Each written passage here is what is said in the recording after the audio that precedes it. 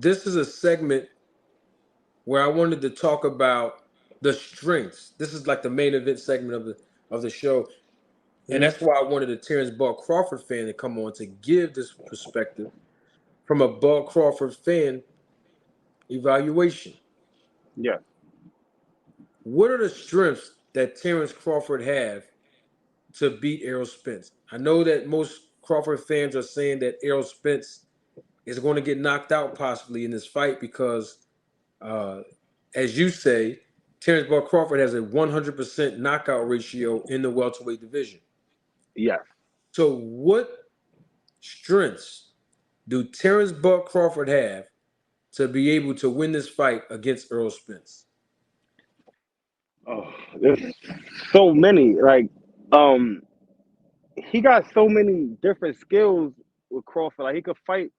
He could fight on the front foot. He could fight on the back foot. He could fight in the inside. He can fight on the outside. He has power in both hands. He he he downloads information, and that's one thing that was so why it's so hard. Why it was so hard to beat Floyd Mayweather because he downloads information on you. He's not just out there just like you know what I mean. He's going out there with a plan, and he I don't know since I've been watching him. The way his fighting style and the way he see them punches, it's different. I don't know. He has all the tools. Errol Spence has all the tools too, but I just feel like Errol Spence is more like he just gonna keep coming, and that's what I think Errol Spence downfall gonna be. If you gonna come in there stepping to somebody like Terrence Crawford, 'cause I know a lot of the Spence fan base, y'all so big on Terrence. I mean Errol Spence is just gonna demolish them, and Errol Spence is human. If you walk into Terrence Crawford throwing them many punches, I think it might just be an early night. I feel like Errol Spence got to come in there, fight his fight, box Terrence Crawford, and grind him out for 12 rounds. I don't think he's gonna come in there stepping on Terrence Crawford. He gonna make you make a mistake. That's his game to make you make a mistake. It's not to I don't know. Terrence Crawford just waits for you to make a mistake and he capitalizes on it. He figures you out. Same thing that's similar to Tank too. Tank will figure you out and wait for you to make a mistake and then hit you. But the whole time Terrence Crawford is waiting for you to make a mistake, the difference between him and Javante is the whole time Terrence Crawford is waiting for you to make a mistake, he's active. He's actually touching you every time. He's actually touching you, and it Terrence Crawford is a special fighter. But so is Errol Spence though. Okay, good perspective. Good perspective. Um, we have Dean. Dean knows better.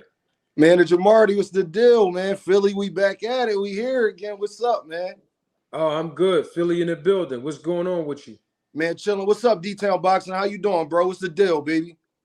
Hey, yo, Manager Marty, I want to say thank you for letting me up on your program probably about last week and stuff, man. And when me and YSM was having that good debate, and I just want to say thank you, man, because y'all motivated me to do my own channel to start, try to bring something to the game. So if y'all can't go follow Dean Knows Better on YouTube, you already know. But I wanted to Salute. say, as far as Terrence Crawford, speaking about him specifically, the way he can win, I think Earl's going to win, but I'm going to talk about the way I think that Terrence Crawford could possibly win. Okay. The only way I could really see him winning is two things. Is if when he's getting pressured by Errol Spence and it's that little stagnant moment where Earl's not attacking him, he could get his flurries off and hopefully connect and hit him with something nice. But the main way I think that he should approach this fight, if I was him, this is me personally, if I was him, I would try to be more active than Spence. I would try to do his game plan against him. Maybe not go to the body and everything per se the same way, because I don't think he's capable of doing that the way that Spence is. But I mean, just staying on that back foot, keeping that pressure on him, staying behind his jab, constantly throwing punches, not not giving Earl a chance to attack him all the way. For Earl to feel as though he's being attacked also. That's the only way I see that going if he has it. Because if he just let Earl cut the ring off, keep his mitts up, jab to the head body, it's no way, it's nothing. He's a smaller man. There's nothing he could do to stop that unless he used the ring, he used the ropes, just the ring IQ of it. Add a little bit of what Lomachenko do. Push him around a little bit, get on the side of him. You got to do the inside the clinch. Make sure that you're being more effective inside the clinch. These are steps that I think that he could take to win this match, even though he's a counter puncher. But if he just tries to let Earl come to him and think he's going to do pull counters all night, that's not going to work against somebody like Earl Spence, who's very defensively sound, who has very great fundamentals, who's trying to attack that midsection. Because Earl's relentless. There's nothing Terrence Crawford can do to make up in Earl Spence's mind for him to not attack him. That's not even how Earl Spence fights. I don't even think Earl Spence knows how to fight another way outside of me putting pressure on you at all times. That's what makes him great. A lot of people talk about Earl Spence's fundamentals, his defense, him being a good defensive fighter, him attacking your body, him being a bone collector, eye collector. But Manager Marty, me and you both know the thing he does the best is keeping pressure on you. Fighters don't like pressure. No different than a quarterback in a pocket. That's his greatest attribute. And if you can't stop him from doing that, it's like a force. It's like a train going 1,000 miles per hour. There's nothing you could do about it. You're going to share the same fate as all the rest that came before you. Thank you for your perspective. I agree with most of the things that you said. Dean knows better. Motorsport sports, you made some good points as well as far as what Crawford will have to do. And I think if you put both of those game plans together, then Crawford definitely has a better shot than he does if he don't do none of what y'all just said. He has to he just has to get it done. He has to get it done the way that both of you described it, or put both of them together, because like you said, that train is not going to stop coming. It's not going to stop coming. And Crawford cannot just wait for counters all night. That's not the fight, because I know that's what he likes doing a lot. He likes waiting for the counter. As soon as you throw something, and most of the times he hurt those fighters that he fought on his resume has been after counters. Yes. That's not hating, because I know people are going to be in the comment section when this thing go off and say, oh man, Jamarty hating, criticizing Bud. But that's a fact. If you look at the tape, you'll see every time he hits a fighter and gets them hurt, is after they threw something first, because he's waiting to counter. He has to be first in this fight, according to what everybody said on this panel. He has to be first. He has to try to get the respect of Spence early on from the opening bell. I heard you talk about motorsports, this IQ, ring IQ, but I got to keep it 100.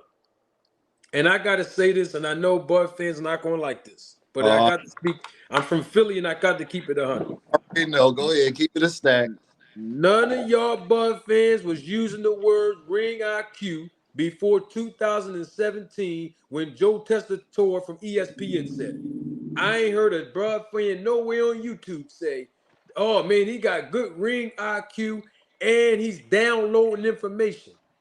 You ain't never heard nobody say that before you heard the commentators say that. And I applaud y'all for repeating hearsay, but you got to look at facts.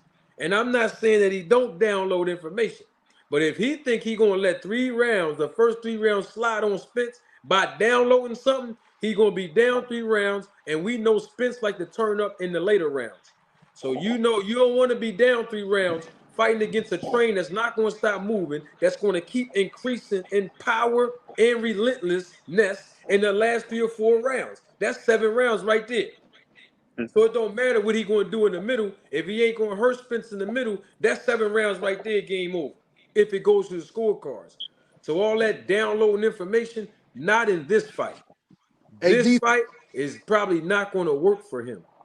Hey, Detail, bro, why is everybody running with this narrative that Terrence Crawford could just hurt Earl Spence all of a sudden. Like, where did that come from? Like, I hear everybody talking about, oh, He well, hurt Spence could hurt everybody at Spence. I mean, 147. Crawford could hurt him. Crawford could hurt him.